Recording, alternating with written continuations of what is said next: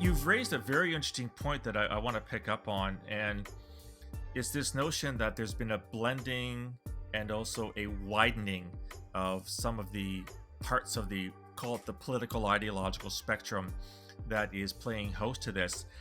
As somebody who worked in security intelligence for as long as I did, and by the way, you sound to me more like a practitioner than an academic. So that is a compliment for me, by the way. That's not a negative thing. Excellent.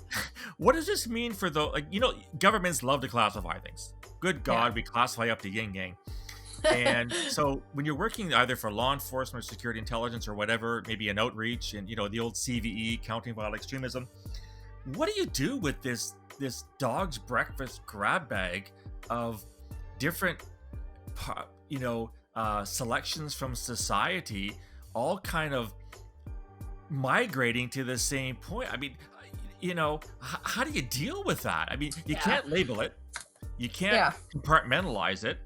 It's all over the map. So where would you go with that? Yeah, I think, if my own experience has taught me anything, it's that there is tremendous value in bringing people into conversations who have not spent their entire careers as terrorism experts, but because a lot of this isn't motivated by the same kind of traditional understandings of what terrorism is. And so that's not to, in any way disregard or disrespect the tremendous work of the scholars of terrorism and practitioners of terrorism and our intelligence agents, but also to say we need to have social workers at the table and therapists at the table and teachers and parents and people like me who spent their time in schools all these years, I think, because these are the people who I think will add to the understandings. And I would say just the fact that I have been so busy. I mean, the reason why I wrote this book so quickly is because I'd given like 50 talks,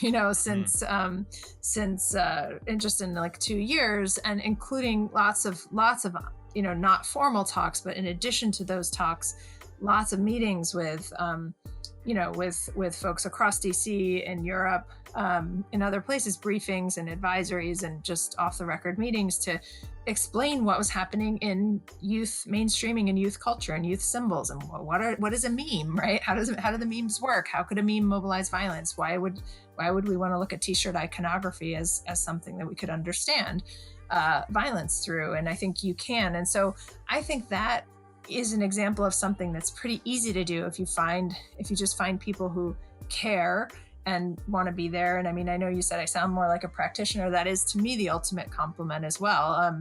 One of the things that also happened to me is I spent, 15 years ticking all the boxes in academia to get promoted to full professor, and then, got promoted and felt more unmoored than I'd ever felt in my life, right? Like, now what do I do? I've just been like following the path of the things. And I decided, and I will continue to write peer-reviewed pieces, but if I never have to write a peer-reviewed article for an academic audience again, that would be the best thing ever. So this book, right? This book is a trade book. The book is for the public. And I feel like I've now finally earned the right to decide how I write and to whom I write. And to me, there's no more important audience right now than those outside of the traditional academic community. And if I can write and have the opportunity to write and speak to people in the public and in ways that can translate some of the complexity of what's going on into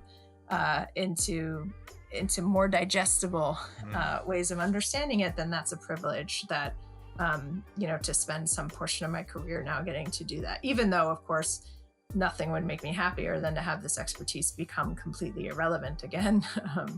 So that would be really nice.